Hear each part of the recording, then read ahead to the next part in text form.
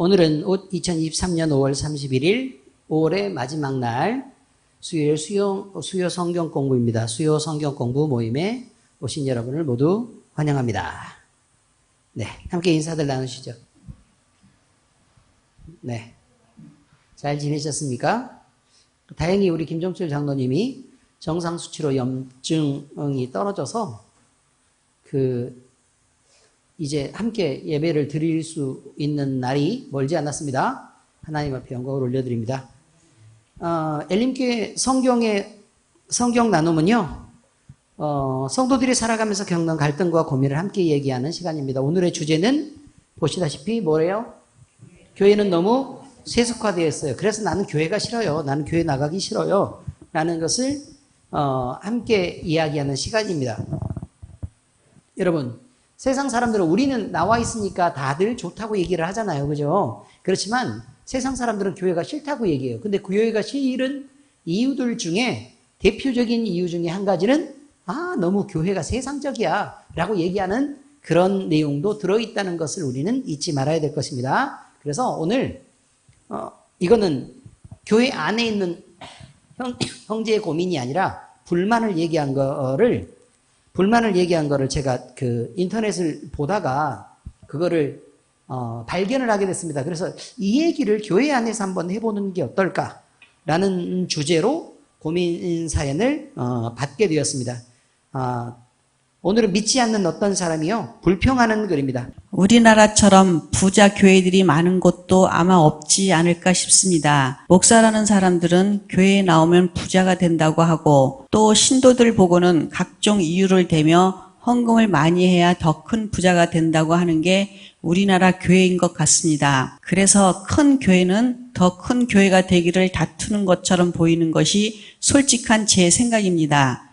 성직자라는 사람들이 또 성스러워야 할 교회가 끝이 보이지 않는 탐욕을 그럴싸한 명분으로 위장하여 날이 갈수록 뚱뚱하게 살찌어져 가는 것이 우리나라의 교회가 아닌가요? 날이 갈수록 살쪄가는 비만중 교회들, 엄청나게 많은 신도들의 숫자를 앞세워 툭하면 압력단체로 군림하곤 하는 권세 높은 교회들이 내 눈에는 별로 좋아 보이지 않습니다.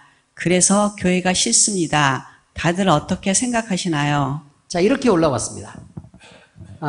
여러분은 우리나라 교회의 현재 상황에 대해서 어떻게 생각할지를 잘 모르겠습니다. 지금 이 고민 사연을 보면은요, 우리나라 부자 교회들이 엄청 많고 또 부자 교회들 때문에 있는 여러 문제들도 참 많이 있죠. 사실은 뭐 없지는 않습니다.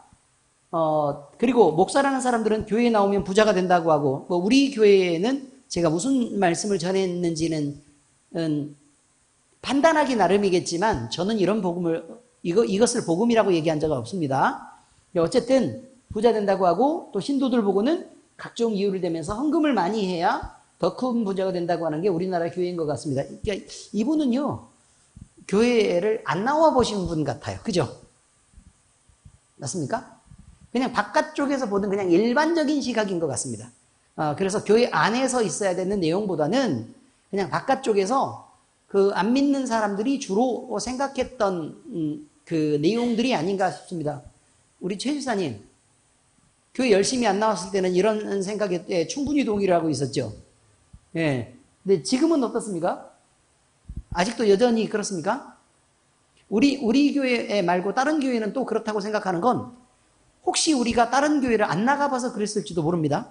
그러니까 그런 것들은 직접 경험해보지 않으면 우리가 잘 모를 수 있으니까 웬만하면 다른 교회를 좀 나가보시기를 바랍니다. 자, 어쨌든 교회는 거룩해야 되고, 그 다음에 성직자들도 거룩한 모습으로 살아야 되는데, 그렇지 않은 모습들을 볼 때 너무 세속적이고 세상 사람들 같다라는 것이 불만이다라고 얘기를 할 텐데, 물론 목사님들이 막 거룩한 모습으로 막 기도하자 그러고 막 이렇게 말씀 전하고 막 이렇게 하면 그 모습이 더 싫을지도 모르죠. 이분은 그냥 그럴지도 모른다는 얘기입니다. 어쨌든 교회가 참 보기가 안 좋은 모습들이 많다라고 얘기하는 것은, 우리가 이것들을 그래 바깥쪽에서 보는 사람들은 이런 부분이 있겠구나라고 생각을 하고, 또 그냥 이것이 영적 싸움이라 그러면 영적 싸움으로 그냥 생각하면 되지만, 만약에 그렇지 않다면 우리가 우리의 모습을 바꿔야 될 필요도 있지 않겠느냐라는 부분에서 제가 이 주제를 함께 다루려고 하는 것입니다. 자, 말씀과 나눔. 교회는 너무 세속화되어 있습니다.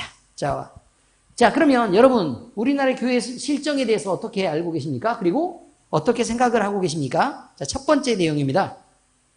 어떤가요? 우리나라 교회는, 권사님 어떻게 생각하세요? 큰 교회를 다녀보긴 했는데요. 다니면서도 어떤 불만이 많았어요? 지나친 부분이 있었어요? 네, 어떤 부분들이 많았어요? 돈을 거두라 그랬군요.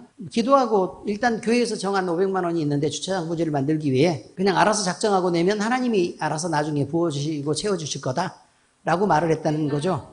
더 많이 채워주실 거다. 그런 얘기는 많이 있는 것 같아요. 헌금을 요구를 할 때 그만큼 내면 하나님이 더 부어주시죠 라고 얘기하는 내용이 많은 것 같은데 그런 내용이 교회 안에서 많이 돌고 있는 것 같습니다. 저도 그 내용이 지금 무슨 말인지를 잘 몰라가지고 지금 잠깐 생각을 해본 것입니다. 내용을 제가 이해는 해야 될 거 아니에요. 근데 그 내용이 무슨 말인지는 잘 모르겠어요. 근데 아마 자주 있는 내용 같습니다. 그죠? 우리나라 교회 안에는 자주 있는 내용의 말 같으니까 제가 언젠가 들었던 내용 같기도 합니다. 거기 있으면서 계속 들었어요? 거기라고 얘기하는 건 우리 교회는 아니죠?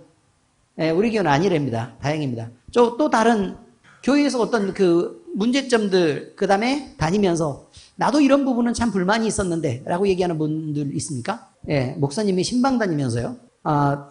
그거라는 게 식사가 아니고 사례비를 많이 받았다고요? 원래 교회는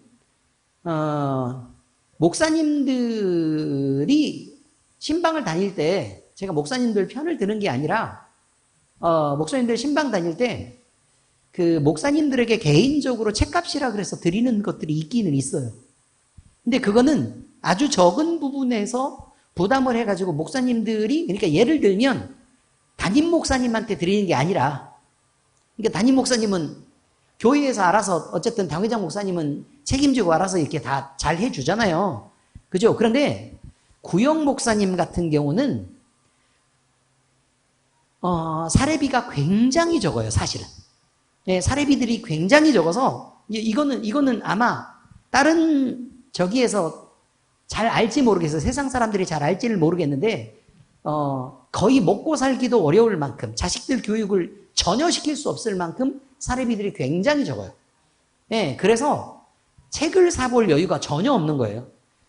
그래서 우리 구역이니까 우리 구역을 담당하고 있는 목사님들이 큰 교회에서 우리 교회를 담당하고 있는 목사님들이 신방으로 오면 그냥 얼마라도 우리가 책값이라도 보태가지고 좀 우리가 조금 질 높은 구역을 조금 만들고 그렇게 하면 좋겠다라는 의미에서 이렇게 우리한테 더 아끼고 구역을 신경 써주시고 그렇게 하니까 책값이라도 좀 보태세요 하고 그렇게 헌금하는 것들이 점점 이상하게 발전한 것입니다.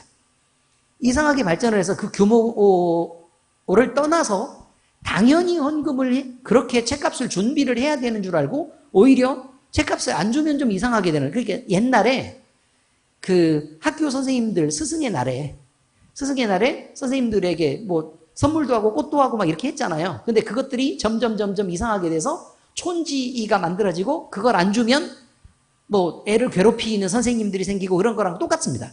그런 모양으로 교회가 비리가 점점 커지게 되었었다라는 내용을 얘기를 하는 것입니다. 사실은 사람이 나쁜 것입니다. 사람이 나쁜 것이고 어쨌든 좋은 방향으로 해결할 수 있도록 그렇게 노력을 좀 해야 될 필요가 있죠. 자, 또 다른 부분은요.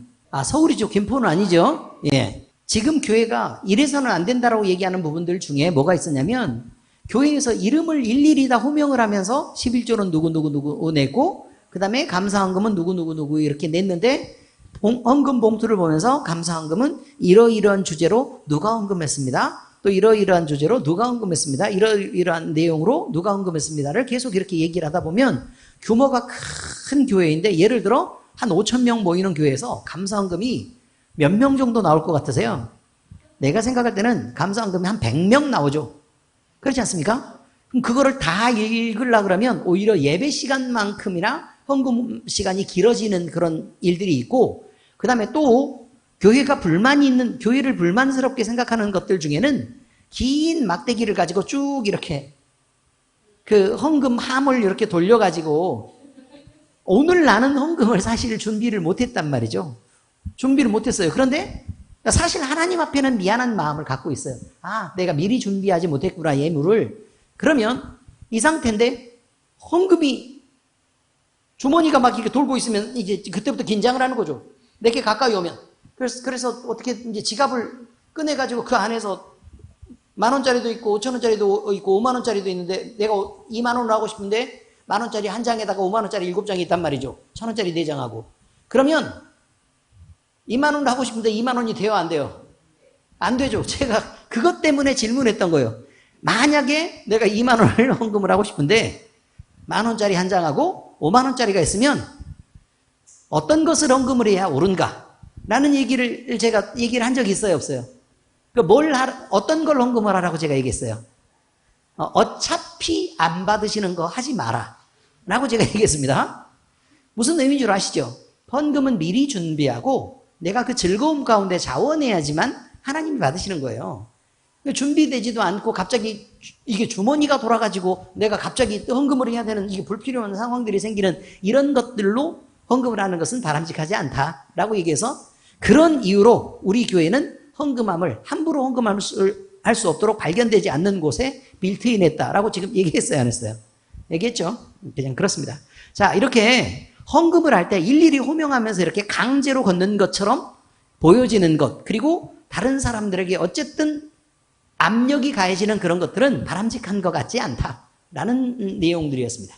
자, 어쨌든 이거 성경적으로는 어떻게 된 것인지를 우리가 아직 살펴보기 전이니까 아무튼 그냥 그렇습니다. 뭐 첫 번째 내용에서 이렇게 논란이 뜨거운가요? 자, 아무튼 첫 번째는 요만큼 하고 넘어가도록 하겠습니다. 자, 그러면 두 번째, 교회의 성장과 정치적 성향을 띠는 것에 대해서는 어떻게 생각하십니까? 자, 이게 불만이 있는 것들 중에 점점 큰 교회가 만들어지고 그 큰 교회가 정치적 성향을 띠어서 맨날 뉴스에 나오고 갑자기 무슨 당을 내가 장악을 한다는지 업계 떼는 둥 뭐 이런 거 아니면 50억인가요? 500억인가요? 예? 그걸 안 주면 못 나가겠다라고 얘기를 하고, 예, 그건 500억이었어요? 어쨌든, 그쪽 교단에서 그분은 어쨌든, 제명당하신 목사님입니다. 그리고, 근데 왜 그렇게 그 정치적으로 이용하고, 같은 부류의 사람들끼리 그냥, 그러니까 어울리는 거니까, 어쨌든 우리는 그거 모른 척 하기로 하십시다. 자, 어쨌든, 교회가 점점 커지고 정치적 성향을 갖게 되는 것은 어떻게 생각하십니까? 이거는 바람직하지 않은 것 같다. 왜요? 누구나 정치적인 의견이 있을 수 있지는 않습니까? 교회는 거기에서 반드시 빠져야 되나요? 교회는 정치에서는 배제돼야 된다고 생각은 하고는 계신다. 네, 지금 포괄적 차별금지법에 대한 얘기를 하고 있습니다. 네, 지금 무슨 얘기를 하고 있는 거냐면요. 포괄적 차별금지법에 대한 내용을 알고는 계십니까, 여러분? 포괄적 차별금지법이라는 거는요. 어느 누구의 소수의 의견이라도 사실 차별받아서는 안 된다라는 것입니다. 그래서 그런 것들이 예를 들어 동성애라든지 아니면 그러니까 성소수자들 같은 경우 있잖아요.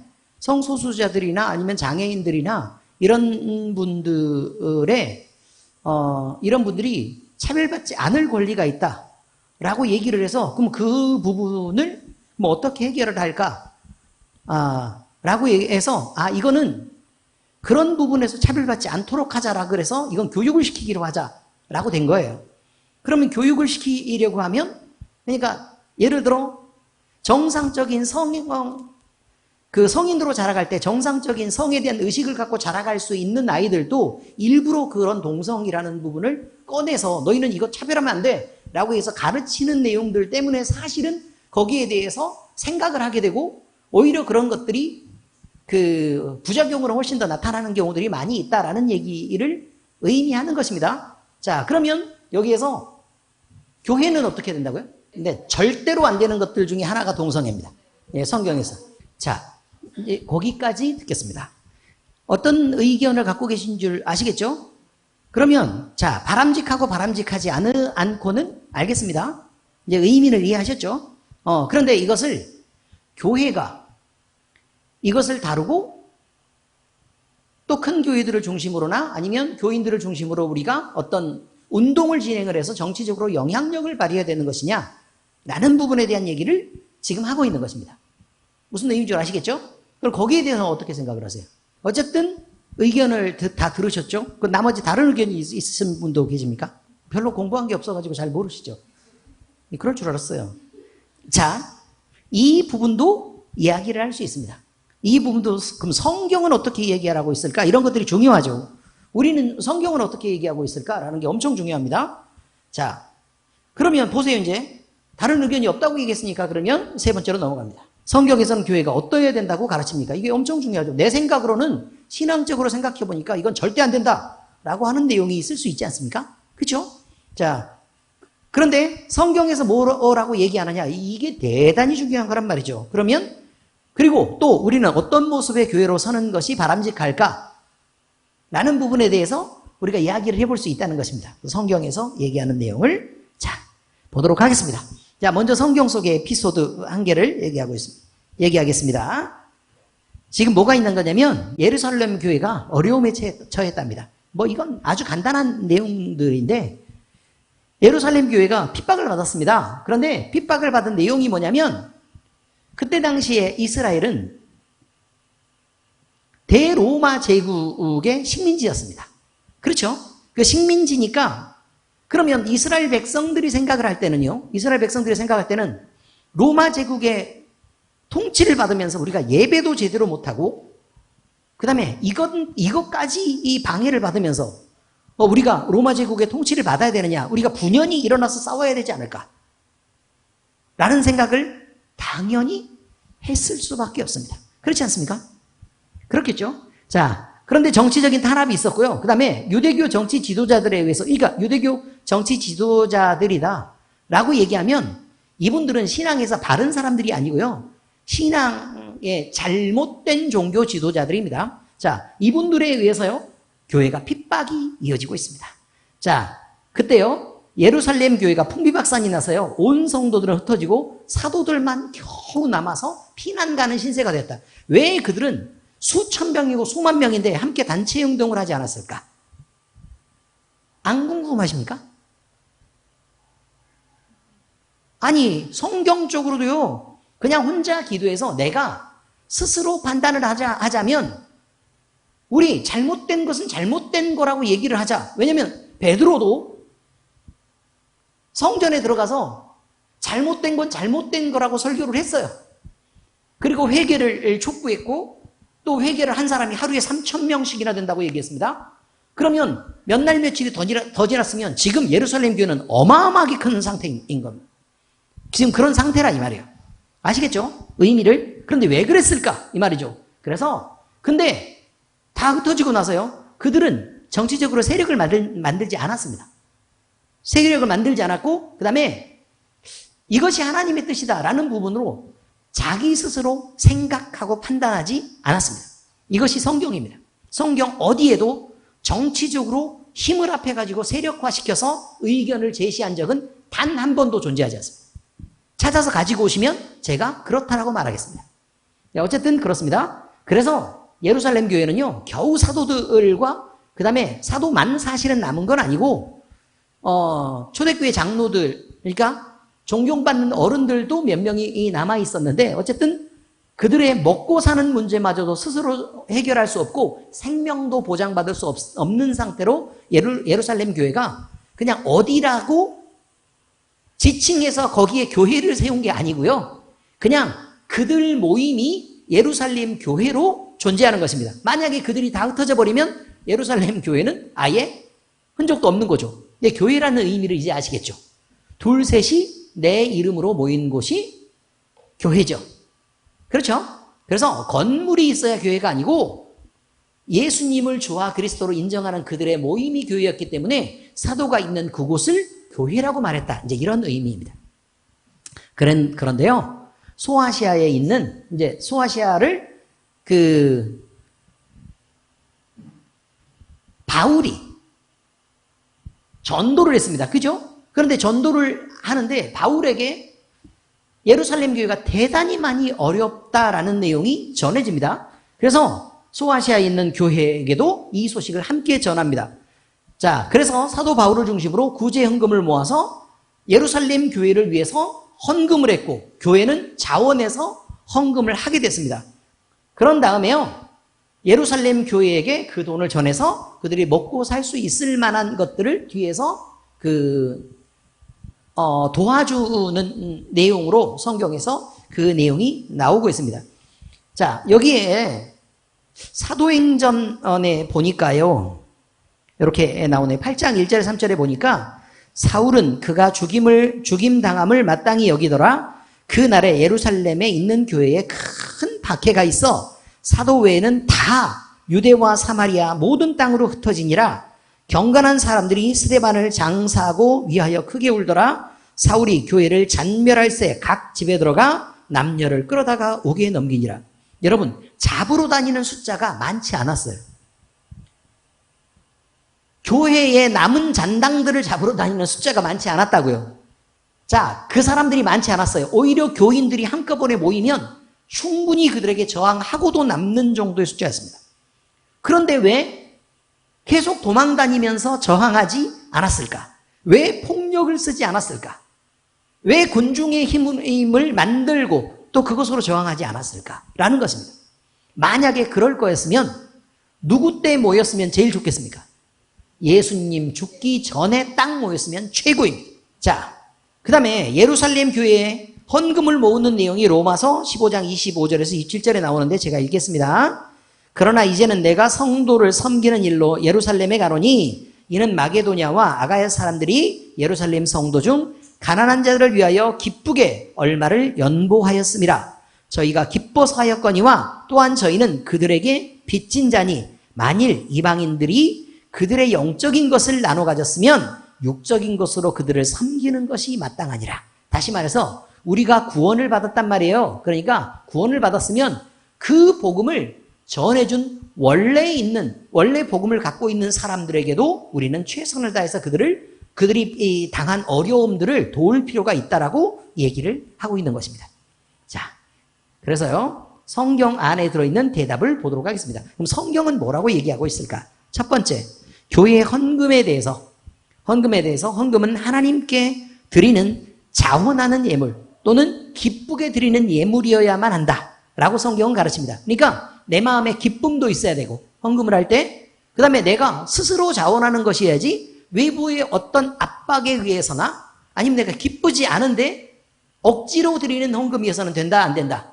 안 된다고 얘기하는 거예요. 그래서 그것을 강요하는 교회여서도 안 되고 또는 그렇게 드리는 성도여서도 안 된다라고 가르치고 있습니다. 자, 그래서 헌금은 사람에게 드리는 것도 아니고요, 교회에 바치는 것도 아닙니다. 그래서 외부에 있는 어떤 사람들은 그렇게 말해요. 교회에 헌금을 바치면 목사가 다 먹는 줄 안단 말이에요. 배 터져 죽어요, 목사가. 그렇지 않습니까? 그러니까 목사가 다 먹는 것도 아니고 또 그러니까 혼자 당회장 목사가 다 먹는 줄 알고 그냥 그러는데 어쨌든 사람을 보고 바치는 것도 아니라 이 말이에요. 예물은 하나님께 드리는 것입니다. 그래서 우리는 하나님께 바치는 것이기 때문에 우리 손을 떠나서 하나님께 기쁘게 드렸으면 거기까지가 내 역할이지, 그 다음부터는 받은 헌금을 교회가 맡았으면 그 헌금을 어떻게 해서 사용할지는 이제 교회의 역할이고, 그들이 바르게 쓰면 교회가 하나님 앞에 칭찬이 되겠지만 바르지 않게 쓰면 그 벌을 누가 받아야 돼요? 교회가 받는 거지. 그렇다고 내가 헌금을 냈으니까 그 잘못 쓰고 있으니까 그러면 다시 가가지고 내 헌금 다시 돌려줘. 나 얼마를 바쳤는데 내가 얼마 바친 거 기록에 나와 있으니까 돌려주세요 라고 얘기할 수 있어요, 없어요? 그렇게는 또 안 되는 거라 이 말이에요. 아시겠죠? 자, 그래서 헌금은 흠이 없는 것을 하나님 앞에 드려야 되고, 양이나 염소나 아니면 비둘기나 이런 것들을 흠이 없는 것을 드려야 되는 것과 마찬가지입니다. 자원하는 마음과 하나님께 드리는 즐거움으로 드려야 됩니다. 그래서 시편 96편 7절에서 9절까지 함께 읽을까요? 가만히 있으면 심심하니까. 자, 읽어보겠습니다. 시작. 만국의 족속들아, 영광과 권능을 여호와께 돌릴지어다. 여호와께 돌릴지어다. 여호와의 이름에 합당한 영광을 그에게 돌릴지어다. 예물을 들고 그의 궁정에 들어갈지어다. 아름답고 거룩한 것으로 여호와께 예배할지어다 온 땅이여 그 앞에서 떨지어다 라고 얘기하고 있습니다. 자, 그리고요 다른 말씀도 읽어드릴게요. 고린도후서 9장 5절에서 7절에 뭐라고 말하냐면, 그러므로 내가 이 형제들로 먼저 너희에게 가서 너희가 전에 약속한 연보를 미리 준비하게 하도록 권면하는 것이 필요한 줄 생각하였노니 이렇게 준비하여야 참 연보답고 억지가 아니니라. 그러니까 헌금은 어떻게 드려야 된다고요? 그냥 즉석에서 감동된다고 드리는 게 아니라 감동이 되거든 오늘 드리는 걸 참으시라고요. 아시겠죠? 내가 감동해서 오늘 예배 시간에 막 엄청 감동을 받았어. 엄청 감동을 받았어도 그럼 내가 지금 헌금해야지? 라고 하면 된다, 안 된다? 안 된다. 오늘 엄청 감동을 받았으면 그 감동받은 것을 일주일 동안 다음 예배까지 내가 지켜내라 그 말이에요. 그리고 헌금을 그때 얼마를 작정했으면 그때 생각해도 내 마음이 여전히 기쁘고 이것을 하나님이 요구하시고 하나님이 받으실 만한 예물이거든. 그때 이 예물을 위해서 기도하고 준비하고 그 다음에 나를 얹어서 드리는 거라 그 말이에요. 나를 얹어서. 그러니까 헌금은 돈을 드리는 게 아니라 나를 드리는 거예요. 이걸 잊지 마시라는 얘기입니다. 이것이 곧 적게 심는 자는 적게 거두고 많이 심는 자는 많이 거둔다 하는 말이로다. 근데 요것만 쓰는 거예요. 교회들이, 그러니까 이상하고 돈을 요구하는 교회들이 이것만 쓰는 거죠. 요 구절만. 적게 심는 자는 적게 거두고 많이 심는 자는 많이 거둔다라고 성경 말씀에 나와 있어요. 그러니 여러분 헌금을 많이 드리면 하나님이 많은 것으로 축복하시고 적게 드리면 적은 것으로 축복하시고 라고만 생각한다. 그렇게만 얘기하죠. 그런데 그 앞에 있는 내용을 생략하고 한단 말이에요. 왜냐하면 그런 것들을 다 얘기하면 교회가 돈을 걷는데 불리해지니까. 이해가 되셨습니까? 그래서 헌금은 그렇게 하는 게 아니다. 진짜 하나님 앞에 드릴 때는 자원하는 마음이 들도록 준비해서 드리는 거다라는 것입니다. 그리고 각각 그 마음에 정한 대로 할 것이요 인색함으로나 억지로 하지 말지니 하나님은 즐겨내는 자를 사랑하시느니라 라고 말합니다. 여러분, 그러면 제가 일반적인 교회 상황에 대한 것들을 한번 얘기를 해드리도록 하겠습니다. 대부분의 교회는요 목사 개인의 소유가 아닙니다. 그리고 실제로 교회도요, 우리 교회가 지금 이렇게 있잖아요. 우리 교회는 대한예수교 장로회 합동 측 합동총회에 속해 있는 남서울로의 김포시찰회에 속한 교회입니다. 자, 그런데 우리 교회가 남서울로에 속해 있다는 건 우리 교회에 있는 재산을 우리 모두가 다 한꺼번에 동의를 해가지고 우리 모두 팔아서 n분의 1로 나눠 갖기로 하자. 그럴 수 있잖아요. 그렇지 않습니까? 다 나눠 갖고 다 거기에 따라서 동의하면 다 n분의 1로 해가지고 다 나눠 갖고 그리고 우리는 새로 컨테이너를 이렇게 해가지고 다시 교회를 부흥을 한번 시켜서 재산을 다시 한번 모아보기로 하자라고 결의를 할 수 있지 않겠습니까? 왜요? 안 돼요? 돼요? 안 돼요? 아니, 신앙적으로는 우리가 하나님이 보시니까 그게 안 되지만 우리끼리 우리 재산이라고 생각하면 그렇게 할 수 있잖아요. 그죠? 안 됩니까? 최 집사님? 법적으로 가능할 것 같죠? 그런데 안 돼요. 왜냐하면 우리 교회는 재산이요 노회가 관리하도록 돼 있어요. 노회가 관리하도록 돼 있어요. 그래서 교회는 우리끼리 다 협의한다고 해도요 안 돼요. 노예의 허락이 있어야 돼요. 허락이 있어야 돼요. 근데 허락만 해주면 돼요. 근데 허락을 안 되면 안 돼요. 재산을 임의로 처분할 수가 없어요. 문제는 뭐냐면 바로 이것이에요. 자, 어쨌든 교회는요 목사의 소유도 아니고 우리 교인들의 소유도 아니에요. 하나님의 소유예요. 우리가 그 신앙을 고백했기 때문에 우리가 우리 교인들끼리 다 동의하고 또 합의한다고 해도 이 교회는 마음대로 처리할 수 없는 장치를 만들었는데 그게 노회의 허가를 받도록 돼 있는 거예요. 의미를 아시겠죠? 그래서 이사할 때도 교회가 여기서부터 다른 쪽으로 이전하고 싶잖아요. 그래도 노회의 허가가 있어야 돼요. 이전할 때 안 돼요 라고 얘기하면 못 옮겨요. 재산에 문제가 걸려 있으니까. 아시겠어요? 무슨 말인지? 그래서 그만큼 엄격하게 돼 있다는 걸 알고 계셔야 돼요. 자, 그런데 보세요. 교회는 재정을 통해서요. 재정에 대해서 제가 돌아가는 걸 잘 알아요? 아니면 잘 몰라요? 우리 재정 장로님인 김경수 장로님. 제가 교회 돌아가는 걸 잘 알아요? 제가 웬만하면 장로님이 재정 장로님이시잖아요. 그러니까 재정부에서 알아서 하세요라고 얘기해요. 그렇죠? 저는 사실 교회에 들어가는 재정에 돌아가는 걸 잘 몰라요. 그래서 웬만하면 잘해드리려고 하는 거예요. 저는 교인들 편을 들어서. 근데 재정부에서는 이러면 교회 재정에 문제가 생길 수 있는데 라고 얘기하면 목사님 그러시면 안 됩니다 라고 반대할 수도 있잖아요. 근데 물론 우리 교회는 잘 반대를 안 하지만 그럴 수도 있다는 거예요. 자, 어쨌든 재정을 담당하는 분도 아니면 또 재정을 받아들여서 지출하는 분들도 깐깐하고 또 검소한 예산 집행 과정을 통해서 엄격한 계획을 거치고 또 심사를 통해서 투명하게 지출을 결정해야 되는 것이 교회예요.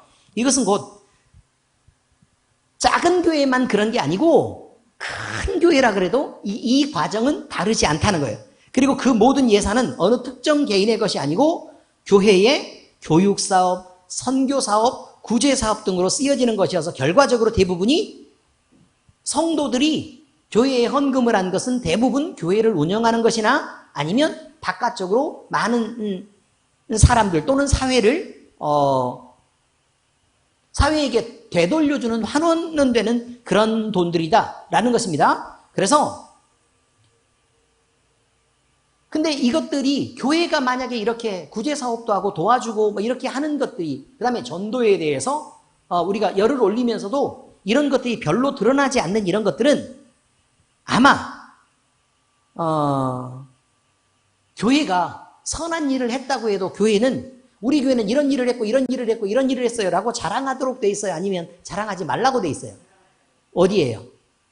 그래 성경 말씀에 니네 그런 거 자랑하는 거 아니야 라고 돼 있어요. 그죠? 그렇기 때문에 주로 자랑하지 않는 교회들이 많아요. 그래서 그런 것들이 잘 드러나지 않는 것이다 이런 말입니다. 그리고 무엇보다도요 우리 사회에서는 이른바 부자 교회라고 불려지는 큰 교회보다는 그렇지 못한 교회들이 많다는 거를 밖에 계시는 분들은 잘 몰라요. 자, 십자가가 여기도 있고 저기도 있고 세상에 온통 십자가뿐이네 라고 얘기해서 불만을 갖고 있지만 그 교회들은 그렇게 있으면 이 교회들은 그럼 부자라고 생각을 안 해요. 십자가가 많이 있어서 너무 보기 싫다. 이게 첫 번째. 두 번째, 부자 교회들은 왜 이렇게 교회들은 부자고 자기들 돈만 밝히고 이렇게 이기적으로 살아라고 얘기하는 거, 요 두 가지는 서로 배치되는 거란 말이에요. 왜냐면 교회가 많으면 가난한 교회들도 있는 거예요. 자, 그러면 그 비유를 말씀드릴게요. 한 예로요, 한 교단을 무작위로 설문한 경우로 어떤 신학자가 조사한 것을 보면요, 조사 전체에 그 응답한 교회가 348개예요. 몇 개라고요? 348개. 그 교회 중 50명 미만의 성도를 가진 교회는 286개였어요. 50명 미만인 교회는 몇 개라고요? 286개. 그럼 일반적으로는 이런 교회는 자립이 돼요? 안 돼요? 안 되죠. 자립이 안 돼요. 자, 그러면 이 결과 전체 교회의 82.2%는 성도수가 50명 미만인 미자립교회라는 의미예요. 미자립교회가 뭐라고요? 몇 퍼센트라고요? 82.2%. 그럼 자립이 된 건 17.8%. 지금 계산이 안 되죠. 100에서 82.2를 빼는데 17.8%밖에 안 된다는 뜻이에요. 아니, 자립이 뿐만 아니라 50명 이상 된 것이 그렇다 그 말이에요. 그리고요, 따져보니까 1억 이상의 헌금이 거쳐지는 교회는요 11.2%밖에 안 돼요. 11.2%. 그러니까 1억 미만의 헌금이 거쳐지면 사실은 교회를 운영하기가 어려워요. 그러니까 겨우 자립이 되는 교회는 10분의 1 정도에 불과한 거예요. 자, 다시 갑니다. 그런데 지금 82.2%의 성도가 50명 미만인 미자립 교회에서 이들 교회 목회자의 월 사례비가 얼마냐면 전체 평균이 53만 3천 원이에요. 한 달에 53만 3천 원 받아요. 53만 3천 원. 그리고 2022년도 통계청 발표에 따르면 대한민국의 근로자의 평균 임금은 대한민국 근로자 평균을 기준으로 하면 320만 원이에요. 이해가 되십니까? 자, 목사님들 평균이 얼마라고요? 82.2%? 53만 3천 원. 그 다음에 대한민국 근로자의 평균 임금은 얼마요? 320만 원, 약 320만 원 정도. 그래서 그러면 80% 이상의 목사님들의 평균 임금은 대한민국 근로자 평균 임금의 약 16.6%밖에 못 받아요. 20% 미만으로 살고 계신다 이 말이에요. 80%가 넘는 목사님들이. 이해가 되십니까? 이것도 담임 목사를 기준으로 한 거예요. 부목사나 전도사들은 그보다 상황이 훨씬 어려워요. 그래서요, 개척교회 목사들의 대다수가 교사나 농업이나 건축, 우유배달, 청소부 등의 아르바이트를 하고 있고 또 자기들의 번 돈의 거의 대부분을 교회 운영으로 사용하고 있어요. 또 사모님들의 대다수는 공무원, 유치원 교사, 선생님, 간호사, 미용사, 도배사, 그 다음에 미용 보조, 그 다음에 식당 아르바이트 등 노동 현장에서 일하는 것으로 나타나 있어요. 이것은 넉넉하지도 않은 성도들의 헌금에 우리 생계까지 내가 기대지 않겠다라는 각오로 그들이 일하고 있는 것이라 이 말이에요. 어떻습니까? 상황이. 그러니까 내 새끼가 목사한다 그러면 이 새끼가 정신 차려 라는 말을 할 수밖에 없는 거라. 교회 밖에서 보는 것은 소위 부자교회라고 분류되는 멋진 어마어마하고 의리의리한 몇몇 교회를 말합니다. 여러분, 그런데요, 어느 직업, 어느 상황에 속해 있는 사람일지라도 상위 10%에 속해 있으면 부자인 것입니다. 그렇지 않습니까? 근데 그것만 보고 그들이 모두 다 전체를 표현하고 있는 것처럼 표현하는 것은 바람직하지 않은 것일 것입니다. 그런데요, 눈에 띄는 그런 교회, 우리가 이름을 알 만한 교회는 전체의 0.1%도 안 됩니다. 이것이 중요합니다. 우리는 밖에 있는 사람들이 이런 내용들을 보고 또 이 내용을 생각하고 전체의 0.1%도 안 되는 교회들과 또 잘못 가고 있는 목사님들의 행동을 보고 전체의 교회를 욕하고 있는 것을 우리는 보고 있는 것입니다. 그러므로 우리는 그 부분에 대해서 조금 균형감이 있고 객관적이고 합리적으로 우리가 우리의 어떤 상황들을 알고 표현하려고 하는 노력들도 때로는 필요한 것이다. 이런 말이죠. 자, 그러므로 눈에 띄는 일부 교회들 때문에 전체의 교회를 멀리하고 핍박하고 비판한다. 그럼 이것은 다른 것입니까? 그렇지 않다는 것입니다. 그것이야말로 중대한 자기당착이 되는 것이죠. 교회는 절대로 겉만 보아서는 알 수 없습니다. 안으로 들여다보면 더 많은 헌신과 노력으로 하나님을 바르게 섬기고자 하는 이들이 많은 것을 알 수 있습니다. 그러므로 불만이 있으신 분들은 안으로 들어와서 경험하고 생각하시는 게 좋겠습니다. 겨우 첫 번째 끝났는데 시간이 이렇게 가고 있습니다. 두 번째, 교회의 헌금은 하나님의 영광을 위해서 투명하게 쓰이는 것이어야 됩니다. 하나님께 드린 예물은 투명한 과정과 절차에 따라 집계되고 있죠. 그리고 그렇게 사용돼야 됩니다. 이것은 하나님께 드려진 예물이 사사로이 쓰이게 되면 그 쓰는 사람이 벌을 받는 것입니다. 그러므로 조심해야 된다는 거죠. 자, 사무엘상 2장 29절 34절 너희는 어찌하여 내가 내 처소에서 명령한 내 재물과 예물을 밟으며 네 아들들을 나보다 더 중히 여겨 내 백성 이스라엘이 드리는 가장 좋은 것으로 너희들을 살찌게 하느냐? 누구의 아들들을 얘기하는 거 있는 것 같아요? 그렇죠. 엘리 대제사장의 아들들을 지금 지적하고 있는 내용입니다. 그들이 하나님께 드려진 예물들을 먼저 가져다가 자기들이 고기를 뜯어먹고 그 다음에 그 음란하게 여자들하고 같이 어울리고 이런 것들을 하나님의 그 눈앞에서 행했다는 거예요. 그래서 하나님이 사무엘을 통해서 이렇게 경고하는 것입니다. 땡땡땡 뭐라고 말하냐면 나를 존중히 여기는 자를 내가 존중히 여기고 나를 멸시하는 자를 내가 경멸하리라 라고 하나님이 말씀하세요. 그리고 그 다음에 쭉 보니까 34절에 내 두 아들 홈리와 비느하스가 한 날에 죽으리니 그 둘이 당할 그 일이 내게 표징이 되리라.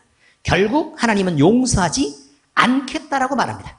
그러니까 이것은 우리가 하나님 앞에 잘못한 것들은 우리가 판단할 일이 아니라 하나님의 손에 맡겨야 될 일이다 라고 지금 얘기하는 것입니다.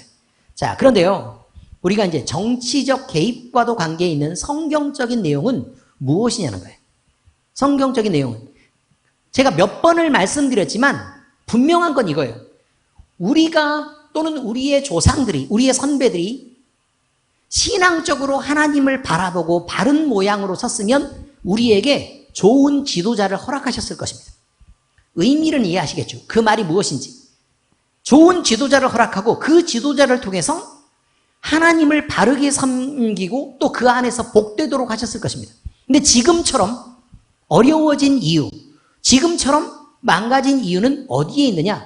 그 전에 우리가 하나님을 향하여 신앙과 우리의 도리를 지켜내지 못한 데 있습니다. 그것은 우리에게 벌을 주시는 것입니다. 근데 우리에게 하나님이 벌을 주시고 있는데 점점 더 나빠질 것 같으니까 우리가 참으면 안 된다라 그래서 정치적인 모양을 만들고 또 거기에서 힘을 모아가지고 힘을 규합하고 그래가지고 정치적인 운동을 우리가 나서서 정치력을 발휘하려고 한다면 그것은 하나님이 원하시는 일이 아닙니다. 만약에 잘못 가고 있죠. 정치인들이 잘못 가고 있죠. 그것을 볼 때는 뭐부터 해야 되는 거냐면 하나님, 우리가 이전에 그리고 우리의 조상들이 그 이전에 하나님 앞에 지키지 못했던 신앙이 있었음을 우리가 인정하고 우리를 부끄러워합니다. 우리와 또 이전에 지었던 죄를 용서해 주십시오 라고 기도하는 게 맞습니다. 우리가 우리 자신을 회개하고 돌이켜야 될 일에, 성경은 그렇게 얘기하고 있거든요. 돌이켜야 될 일에 우리 자신을 돌이킬 생각을 안 하고 그냥 우리가 우리의 의견대로 나는 하나님을 향해서 이런 일을 하는 거야 라고 정치적으로 움직이기 시작한다면 그거는 성경적이 아닙니다. 그렇게 움직였던 몇 가지 예가 사실 있습니다. 예를 들면요, 남유다가 멸망하려고 했을 때 바벨론이 멸망을 시키고 끌고 가려고 그러죠. 근데 거기에서 일부 우리가 하나님의 뜻이다 라고 생각하는 사람들이 이집트로, 애굽으로 도망을 갑니다. 그래서 거기에서 정치적 세력을 결성하고 다시 와가지고 예배가 제일 귀하고 그러기 위해서는 예루살렘이 엄청 귀한데 우리가 이것을 다시 재탈환해야 되지 않겠느냐 라고 얘기해서 다시 덤비는데 하나님은 그것을 허용하지 않고 그들이 하나님의 편에 섰다고 생각하지 않습니다. 무슨 의미인지 아시겠습니까? 여러분이 생각을 할 때 예배가 없어지는 것처럼 보여집니다. 근데요, 그 예배가 없어진 이유가 무엇입니까? 예배를 빼앗긴 이유가 뭐예요? 나와 내 조상들이 뭘 했기 때문에요? 우상을 섬기고 하나님 앞에 범죄했기 때문입니다. 그래서 하나님은 너희는 예배 드릴 자격이 없어. 그래서 예배를 빼앗은 것입니다. 그래서 그들을 포로로 잡혀가게 하고 북이스라엘과 남유다를 멸망시킨 것입니다. 그러면 끌려간 그곳에서 하나님이 은혜를 주시는 것이지 거기서 회개를 시키고 은혜를 주시는 것이지 하나님이 벌을 주려고 하는데 나는 벌 안 받을 거야 라고 끝까지 버티면서 나는 그래도 예배를 드릴래 라고 해서 자기 마음대로 드리는 예배를 하나님이 받으신다고요? 그렇지 않다고 얘기하고 있습니다. 우리는 이것을 잊으면 안 돼요. 우리가 하나님 앞에 범죄하고 또 우리의 신앙을 지켜내지 않으면 우리는 얼마든지 우리의 예배를 뺏길 수 있습니다. 그래서 예배를 못 드리게 할 수 있습니다. 당연히 드리는 게 맞는 거지만 우리가 하나님을 드릴 자격이 없으면 우리는 예배를 못 드리는 것입니다. 이해가 되셨습니까? 그래서 예배를 빼앗기지 않도록 주의하라고 얘기하는 게 바로 그것이요. 이해가 되셨죠? 자, 다른 에피소드. 가룟 유다가 뭐 때문에 예수님을 은 30에 팔아넘겼습니까? 열심당이었죠? 열심당이었죠? 근데 왜 팔아넘겼어요? 예수님을 뭐로 하려고 했어요? 로마. 그러니까 대제국 로마에게 저항하는 유대인들만의 왕으로 삼으려고 했습니다. 그래서 거기서 온 민족을 규합해서요, 예배하는 민족으로 우리가 바로 서자. 이런 운동을 하고 싶었습니다. 그런데 예수님은 오셔가지고 맨날 하시는 말씀이 뭐라고 얘기를 하는 거냐면, 천국 복음을 전파한다고 얘기를 하면서도 맨날 영적인 얘기만 하고 계시지, 정치적으로 로마를 때려잡겠다는 얘기는 전혀 안 하는 거예요. 이해가 되십니까? 그것은, 그래서 로마를 저항하도록 유대인의 왕으로 오시기를 바랬던 그 꿈은 점점 포기할 수밖에 없었고, 그 분노 때문에 사실은 은30에 예수님을 팔아넘기고 만 것입니다. 왜요? 예수님은 정치인이 아니었기 때문에 그렇습니다. 거기서 분명히 우리가 알 수 있는 것은 뭐냐면, 하나님께 징계를 받는 자들은 그 징계를 달게 여기고 하나님이 요구하시는 때만큼 조용히 엎드려서 겸손하게 회개를 하고 있어야 된다는 거예요. 거기서 은혜를 구해야 된다는 거예요. 그렇지 않으면 회복이 없다고 얘기하는 것입니다. 우리 마음대로 이것이 신앙이다 라고 해서 행동하지 말라고 얘기하는 거예요. 이해가 되셨죠? 네, 그런 내용이었습니다. 자, 그러면 교회는 이제 받은 헌금으로 무엇을 해야 되느냐라는 거죠. 받은 헌금으로 교회에 5대 사역이 있습니다. 교회 5대 사역. 이거 넘겨보고요. 써놨는지 안 써놨는지 모르니까. 그렇습니다. 5대 사역. 있습니다. PPT에서 뺐을 것 같아가지고. 거의 뺀 걸로 생각했는데. 자, 첫 번째는 뭐예요? 예배. 영과 진리로 드리는 예배. 그 다음에 두 번째, 뒤에 것도 중요한데, 두려움과 존중을 가지고 리스펙 해야 된다 그 말이에요. 하나님에 대해서요, 아무 생각 없이 그냥 앉아가지고 주저주저 떠들다가 여기 와서 앉아있는 게 아니라, 하나님에 대해서, 그러니까 고개 들어 주를 맞이해 라는 찬양 아십니까? 고개 들어 주를 맞이해 엎드리어 경배하며 찬양, 왕의 위엄을 신령과 진정 찬양으로 영광 돌려 만왕의 왕께. 율동이 이렇습니다. 아니 근데 왜 제가 이거를 한 거냐면, 제가 이거 고등학교 때 율동을 배웠거든요. 고등학교 때 이 율동을 배웠는데 이게 너무 가슴에 와닿아서 그래요. 이 율동 자체가. 보세요. 찬양으로 영광 돌려 만왕의 왕께 하면서 경배를 이렇게 올려드리는 거죠. 근데 이게 너무 막 가슴이 벅차더라고요. 주님을 높이는 것이 이렇게 대단한 거구나. 그걸 알게 됐습니다. 그때.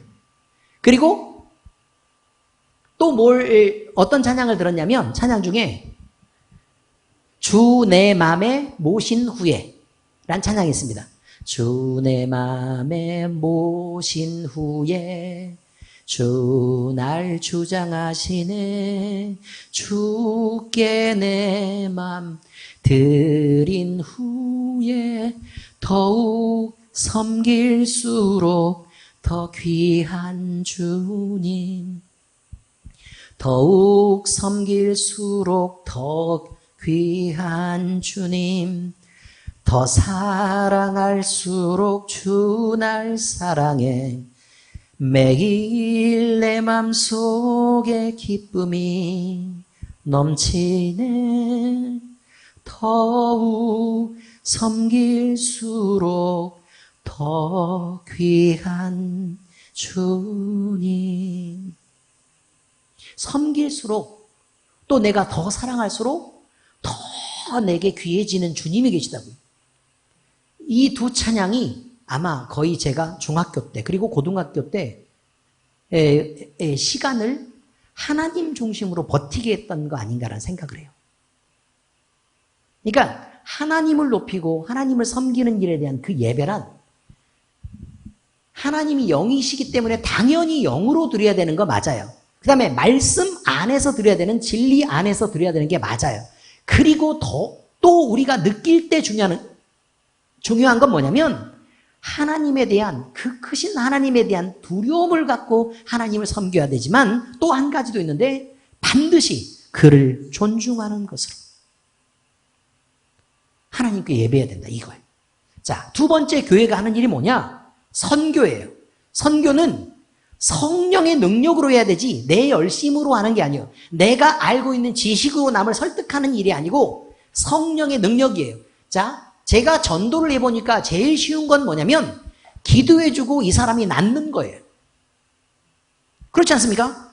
기도해주고 낫는 거예요. 아무리 설득해봐야 소용이 없어요. 성령의 능력이어야 된다 이 말이에요. 그 다음에 모든 족속에게, 그러니까 누구누구를 가리지 말고 해야 돼요. 백인이 흑인에게 전도 안 하면 돼요, 안 돼요? 안 돼요. 흑인들이 니네가 우리 미워하잖아 그러면서 백인에게 전도 안 하면 돼요, 안 돼요? 안 되죠. 그러면서 백인들에게 그렇게 막 짓눌리고 그러면서도 우리 유색인종, 황인종들을 보면 니네는 사람도 아니야 라고 얘기하는 흑인들이 있다고. 그럼 안 된다니까요. 기가 막히죠. 자, 모든 족속에게, 그 다음에 제자가 제자를, 다시 말하면 일반적으로 말하는 성경의 전도란 말을 갖고 교회 나오세요, 예수 믿으세요 라고 얘기하는 가벼움으로 얘기하는 말이 아니에요. 제자화시키는 교육을 말하고 있어요. 아시겠어요? 그래서 그가 어디까지 돼야 되냐면 하나님의 일꾼으로 세워질 때까지, 그러니까 복음을 영접하는 것뿐만 아니라 하나님의 일꾼으로 세워질 때까지 그를 성장시키는 것까지가 전도예요. 그냥 교회에 나오게 하는 거를 뭐라고 얘기하냐면 전도가 아니고 인도라 그래요. 아시겠어요? 교회에 나오게 하는 건 뭐라고요? 우리 교회 한번 나와보세요. 그럼 여기로 인도한다고 얘기하지 전도한다고 얘기하는 건 아니라 이 말이에요. 전도는 어떻게 하는 거라고요? 성령의 능력으로 모든 족속에게, 그 다음에 제자가 제자화시키는 과정을 얘기하는 거예요. 그 다음에 교육이 있어요. 교회는 헌금을 사용해서 교육해야 돼요. 주일학교란 얘기 들어보셨죠? 네, 주일학교. 그래서 신앙의 성장, 또 교회 공동체의 지체로서 성장할 수 있도록 교육시켜야 돼요. 그러니까 한 사람이 신앙 안에서 자기만 잘하는 게 아니라 교회 안에서 어울려서 어떤 파트에서 다른 지체들과 어울려서 어떤 기능을 담당할 수 있도록 성장시키는 것을 교육이라고 얘기한다 이 말이에요. 그 다음에 후세에게, 다음 세대에게 전해야 되는 복음의 책임이 우리에게 있어요.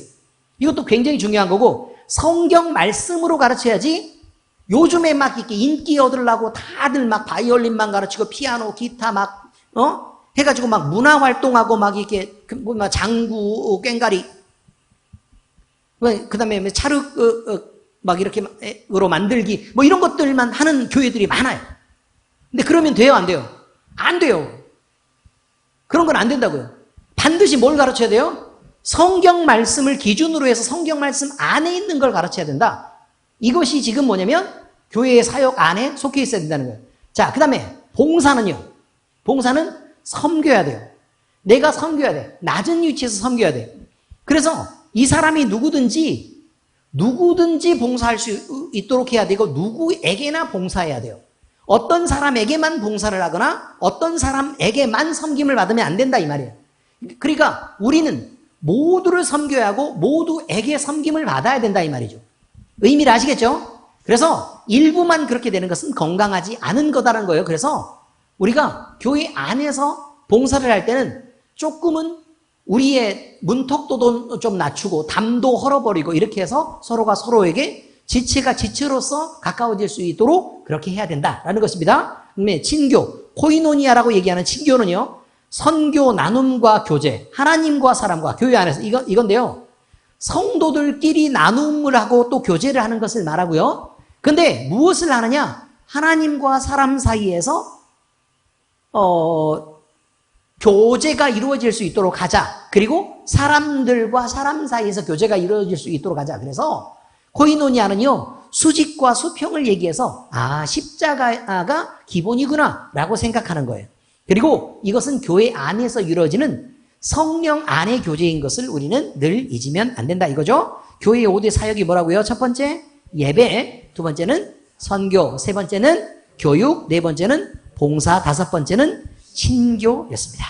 자, 그 다음에요, 이제 세 번째, 성경은 교회에서의 직책이 중할수록 섬기는, 낮은 자리에서 섬기는 자세를 잊지 말아야 된다 이 말이죠. 중할수록 섬김은인데 섬기는이라고 되어 있네. 자, 이건 무슨 말을 하고 있는 거냐면요. 교회에서는 중요하고 덜 중요한 것을 나타내게 하거나 아니면 세상에 밖에 있는 사람들이 안으로 들어왔을 때 이 사람은 원래 밖에서는 귀한 사람인데 안에 들어와도 더 귀하게 존중받고 이런 건 안 된다 이 말이에요. 무슨 말인지 아시겠죠? 성도는 모두 다 공평해요. 그런데 맡은 일이 달라요. 맡은 일이 다르다고요. 어떤 사람은 장로님으로 섬겨요. 또 어떤 사람은 성도님으로 섬겨요. 어떤 사람은 성가대원으로 섬기고 어떤 사람은 반주자로 섬기고 어떤 사람은 찬양 인도자로 섬기고 어떤 사람은 청소하고요. 근데 그 청소들 중에서 어떤 사람은 쓰레기를 모으는 봉사를 하고 또 어떤 사람은 화장실에 변기를 닦아요. 어떤 사람도 덜 중요한 사람은 존재하지 않는다 이 말이에요. 눈에 띄고 귀한 것들을 한다 그러면 그거는 덜 칭찬받는 일이다라고 성경에 나와 있어요. 근데 눈에 안 띄고 좀 천한 일, 힘든 일을 하는 사람들은 하나님 앞에 칭찬받는 사람들이다 라고 얘기하고 있으니까 우리는 그런 것들을 늘 생각해야 돼요. 그런데 문제는 이런 모든 것의 역할의 차이도 없고 또 하나님이 보시는 거라면 그러므로 우리는 서로 존중하고 섬기는 자세를 잊지 말아야 된다라고 말하고 있습니다. 베드로전서 5장 1에서 3절 중에 이렇게 말합니다. 너희 중 장로들에게 권하노니, 자, 장로가 누구예요? 목사님이에요. 목사님. 또 우리 장로님도 계시지만 주로 목사님 얘기해요. 나는 함께 장로된 자요 그리스도의 고난의 증인이요 나타날 영광에 참여할 자니라. 너희 중에 있는 하나님의 양무리를 치되 억지로 하지 말고 하나님의 뜻을 따라 자원함으로 하며, 그러니까 성도들을 다스릴 때에 억지로 끌고 가지 말라 그 말이에요. 그러니까 잘하는 것에 대한 속도를 맞춰가지고 같이 자원하는 마음을 만들고 또 그렇게 해서 함께 할 수 있도록 해라 이런 거죠. 더러운 이득을 위하여 하지 말고 기꺼이 하며, 그러니까 목사들은 돈 보고 일해서는 된다 안 된다? 안 된다 그 말이에요. 주의 종이니까 하나님 기쁘시게 하는 일을 해야 된다 그 말이고 또 기꺼이 해야 된다. 자원하는 마음으로 그다음에 기꺼이 자기를 들여서 해야 되고 그다음에 맡은 자들에게 주장하는 자세를 하지 말고 양무리의 본이 되라. 네가 본이 돼야 되지 너는 본이 안 되면서 자꾸 말로만 시키려고 하는 것은 안 된다 그 말이에요. 그러니까 제가 본이 되려고 애쓰잖아요. 그죠? 아니라고요? 본이 되려고 애를 쓰니까 저처럼만 하시면 된다고 제가 얘기를 했잖아요. 할렐루야. 왜 아멘을 자꾸 안 하시는 거예요? 다시요. 저만큼만 하시면 된다고 얘기했잖아요. 기도도 저만큼만 하시면 돼요. 성경 말씀도 누구만큼만 하면 돼요? 저만큼만 하면 돼요. 뭐 많이 하라고도 안 해요. 아시겠죠? 봉사도 누구만큼만 하면 돼요? 아, 그렇죠. 목사님만큼만 하면 돼요. 괜찮죠? 아멘 하세요, 이제. 윤성을. 자, 그렇습니다. 여러분, 목사님이 더 열심히 못하는 건 본이 되라고 얘기해서 요 정도까지만 해야 되지 않을까를 생각을 자꾸 해가지고요. 그래서 더 못하는 것도 있다는 걸 알아두시기 바랍니다. 자, 이제 정리하겠습니다. 성경은요, 교회에서 헌금은 하나님 앞에 드리는 자원하는 예물이래요. 그래서 교회의 헌금은 하나님의 영광을 위해서 당연히 투명하게 쓰여져야 돼요. 그리고 그 투명하게 쓰일 때 그렇지 못하게 쓰면 벌을 받는다고 얘기했어요. 그죠? 근데 그건 누구가 맡아야 될 거라고요? 하나님이 하시는 일이라고요. 우리가 그것을 벌하거나 아니면 책임을 묻거나 하는 게 아니라 그 말이에요. 그 다음에 세 번째, 교회에서 직책이 중할수록 섬기는 낮은 자리에서 섬기는 자세를 잊지 말아야 됩니다. 그래서 중할수록 우리는 더 낮게 이렇게 해야 되죠. 그래서 다른 교회에서는 뭐 장로님이 되려고 하면 뭐 억을 내야 된다 막 이렇게 얘기하고, 권사님이 되려고 하면 뭐 몇 천만 원을 내야 권사님이 될 수 있다, 안수집사님 될 때도 이렇게 얘기하지만, 분명히 말씀드리지만 우리 교회는, 엘림 교회는 절대로 중직자를 세워나갈 때 돈을 받으면 돼요, 안 돼요? 안 되죠. 우리는 그렇게 안 하기로 했어요. 그 다음에 거기서 지출되는 돈은 모조리 다 누가 부담을 하기로 했어요? 교회가 부담하기로 했어요. 왜 그렇게 했죠? 하나님께 일할 일꾼을 세우는데 일꾼에게 돈 받는 데가 어딨냐고. 이거 말도 안 되는 거죠. 의미를 이해하시겠죠?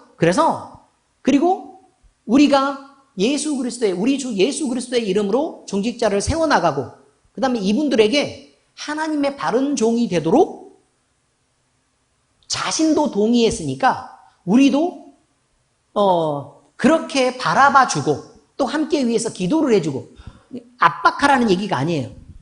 네, 그렇게 해주고 그 다음에 그들이 선한 모습을 보일 때 또 그것을 본받고 가고 우리는 그것에 그 다음에 그 질서를 교회의 질서를 따라 우리는 순종하고 복종하기로 우리는 여러분 맹세하십니까? 라고 물어요, 안 물어요? 묻죠. 그때 다 뭐라고 대답했어요? 예라고 대답했잖아요. 그래 놓고 나서 복종 안 하면 돼요, 안 돼요? 안 되는 거죠. 중요한 거예요. 그러니까 질서는 질서대로 그렇게 하셔야 된다, 이런 말입니다. 자, 이제 끝났습니다. 모든 인간은 죄인이기 때문에 약하고 왜곡될 수 있습니다. 그래서 우리는 하나님이 보시기에 바르지 않을 수 있습니다. 죄의 영향 속에 있고 또 그 왜곡 속에 살아가고 있는 것도 사실입니다. 그러나 우리는 반드시 성경이 말하는 또 하나님이 요구하는 바른 진리로 돌아와서 하나님을 섬길 수 있어야 될 것입니다. 자, 이제 우리의 가슴에 손을 얹겠습니다. 그리고 우리 안에 찾아오신 우리 주님을 느끼시기 바랍니다. 스스로 계신 하나님은 우리에게 자기를 분명히 나타내실 것입니다. 기도하겠습니다. 하나님 아버지 감사합니다. 우리에게 찾아오시고 또 우리의 왜곡되고 또 잘못되고 또 우리의 고집으로 일부러 잘못 받아들인 여러 가지 지식들을 하나님 앞에 온전히 풀어놓고 우리가 잘못된 것들은 이제 고치기를 바라고 우리 약한 부분들은 우리 주님 앞에 도우심을 구합니다. 우리 주님께서 우리를 사랑하시되 우리도 온전히 사랑할 수 있는 힘을 주시고 또 우리 주님이 이끄시는 그 길을 따라서 우리가 순종하며 나아갈 수 있도록 우리를 지켜주시옵소서. 이 세상의 모든 교회들이 주님을 떠나고 또 자기의 유익과 이익만을 쫓아가서 잘못되어 가더라도 우리 엘림교회만큼은 반드시 주님을 기쁘시게 하는 바른 교회가 돼서 온전히 주님을 섬기는 성도들이 가득한 교회 될 수 있도록 주께서 인도하여 주시옵소서. 살아계신 우리 주 예수 그리스도의 이름으로 감사하며 기도합니다. 아멘.